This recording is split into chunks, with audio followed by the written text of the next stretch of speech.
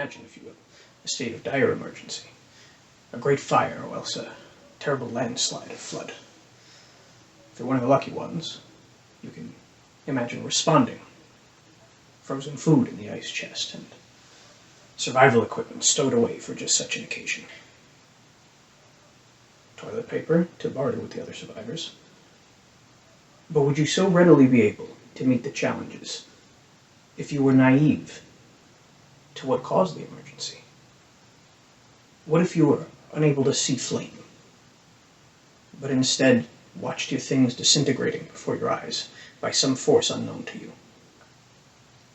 Would you know how to stop the fire without a knowledge of what that fire was? Might you even reach out and try to touch a crumbling object, try and save it? Or even attempt the same if you saw a family member or loved one in distress from the same unknown force? You see, without knowledge of the problems we face in the world, we have little more recourse to respond to them than the smallest insect.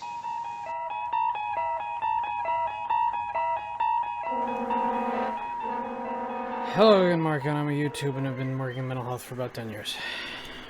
I like to use this space to explore the Twilight Zone and my inner world, and I do that using self-actualization and positive psychology concepts. Today... should I keep the suit on? Yeah, I'm gonna keep the suit on. Today we're talking about the idea that awareness precedes control. And credit where credit's due, I was first explicitly introduced to this idea on the page Healthy Gamer. But it's one of those things that certainly connects with my experience of life, and I thought I would talk about it a bit and elaborate some more. As I mentioned a minute ago, if you were subject to a fire or some natural disaster, but you couldn't see or perceive it for some reason, you'd have a real hard time facing it. You'd have no way of fixing the problem or saving yourself and your loved ones from it. And fire is something we all have a schema for. Now, a schema is like a theory about the world, working theory. You build on it over time. It can be a physical thing you have a theory of, like a, I don't know, pen. I have pen theory. Or it can be like a model of interactions you have in social scenarios of some kind or another. Like I go to the store and the cashier expects me to put an item down and here's my card and whatever. And we all have a self-schema as well. That's important. Everybody has their idea of who they are, what they're capable of, and how they exist in the world. Each can have higher or lower levels of detail or accuracy, but what's common among them is that you're going to be operating, that is, taking actions based on your beliefs in the schema. So, like, firefighters, people who do a lot of barbecue, and chemists are all variously going to have more accurate and more detailed schemata about fire in particular. But you have them for all sorts of things in the world.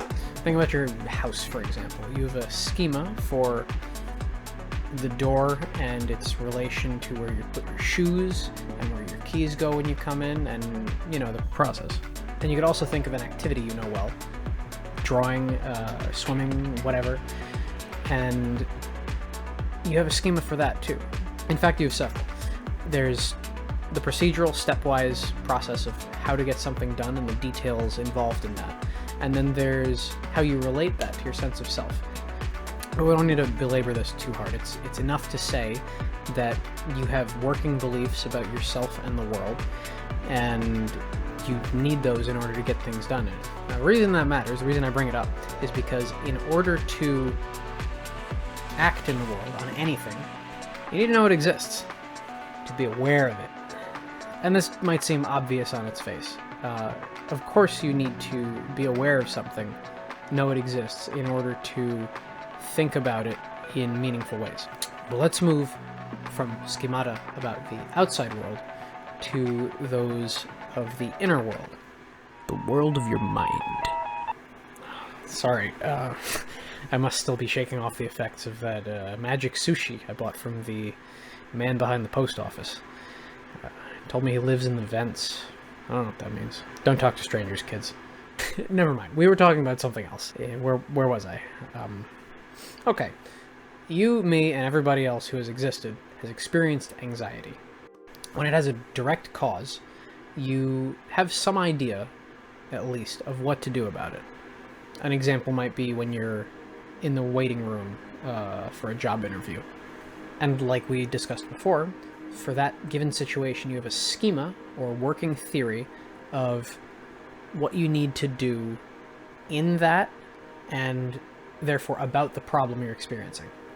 In this case, in the waiting room for the job interview, you know you're worried about how you're going to be perceived and evaluated. So you can hype yourself up if that's your style, you can put on some soothing music, you can run through the questions in your head that you expect the interviewer to ask.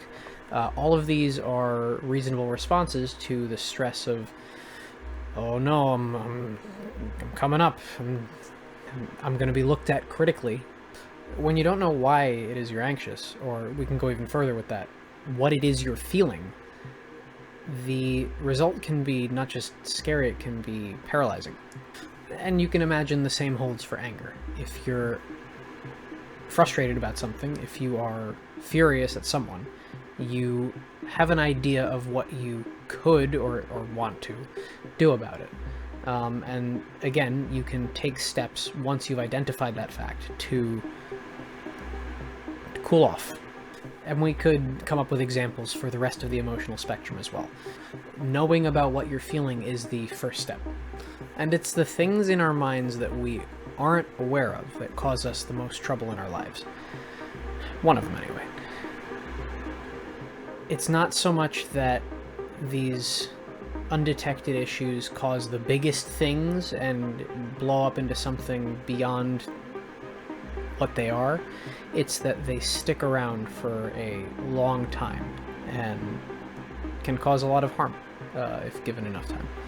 It's a bit like landmines in a now abandoned and forgotten war zone.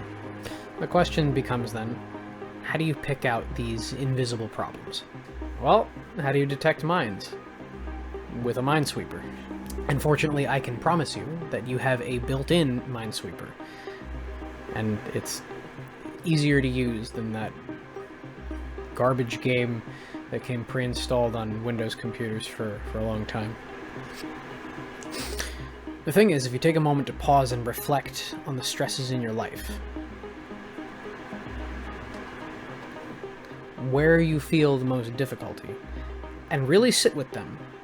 This could be in a relationship, this could be with your dietary habits, this could be from a sense of disengagement, anything. But you need to pick one and focus on it. And let me draw a distinction here between doing something in a focused way and thinking about that same thing. Hi there, YouTube. This is Markion from the editor's chair, and I'm recording this and have this clip here because I realized that while what I promised was a discussion about the distinction between focused action and thought, rumination, something adjacent to anxiety, what I gave was the discussion about the distinction between thoughtful action and thoughtless action. So just bear that in mind as you watch on. So to use an example from everyday life, when you sit down at the dinner table and put food into your mouth, you can do that and move on with your day. Or you can take that same action, engage with the senses that are happening as you do it, and keeping those around, thinking about smell and taste and other sense perceptions that come with eating. Emotions and the behaviors that result from them are very similar. You can, like with food, either act or act in a way that involves self-reflection, involving you thinking about your motivations and the why behind you doing certain things and how you feel about components of things, because often you find that with stressful experiences especially, that we will run from that active process. You don't like feeling anxious, so you're going to do something to busy yourself so that you don't need to think about it, instead of just experiencing and running from these stressful feelings and thoughts. You can hold them in place and keep it in the mind's eye.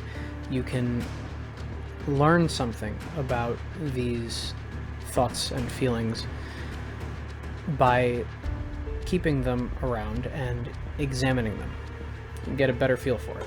And this happens to be a great process for improving your schema around a lot of emotions and thoughts. As we discussed before, having a more developed and more accurate schema makes you better able to interact with it in a meaningful way, and subsequently manipulate it. On the flip side, there's the unknown. If you don't engage with this stuff, it stays scary. And the thing about monsters is that a big part of why they're scary is because they, or some part of them, is unknown to us.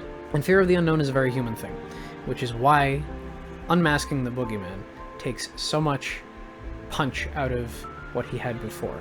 An important stage in taking apart your own personal monsters is seeing them for what they are. And once done, so long as it's done honestly, you can then move on to the question of how. And different problems require different solutions. Modern problems require modern solutions.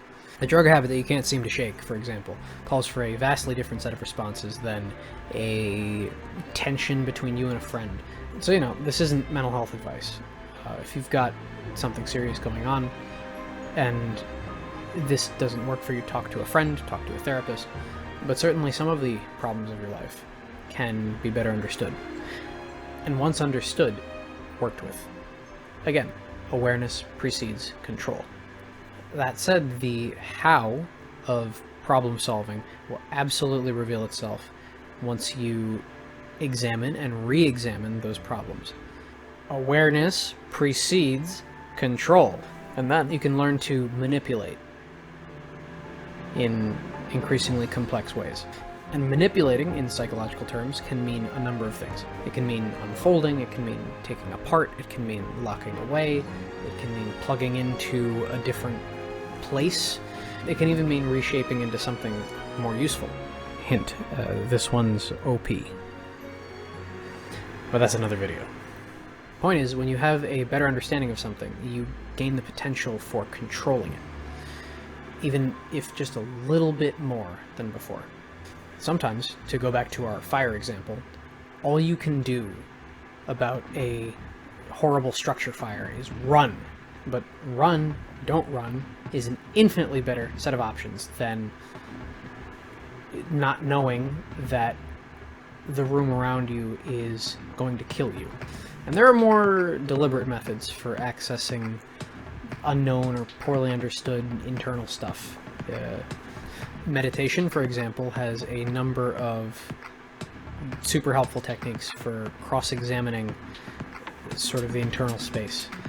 Mindfulness as well, which in my opinion is just meditation light combined with like third wave CBT principles, is it definitely has some super useful techniques and paradigms for understanding self. Some parts of you, though, may be so close to the surface that you don't need anything so deliberate to access and examine them. Just stopping to recognize an emotion for what it is and keeping it around long enough to take a good hard look at it and what's behind it. To ask, what's this? What's it related to? May be more than enough to get you some useful answers. But you do have to stop and think. Too often we glide from one thing into the next without processing what it is that we're really doing. And the people involved in it and the context surrounding it, all of these are fertile ground for problem space. the way you relate to those people, their relation to the thing itself, and all the other infinitely complicated connections between people and things in the world. In order to understand any of it, you have to stop and think.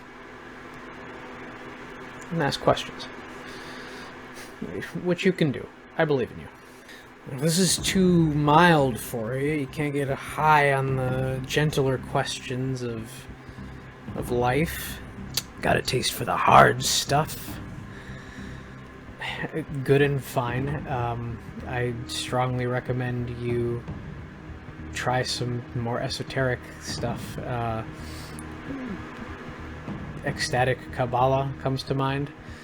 That is, there exists a range of practices for whatever level of emotional understanding you're at.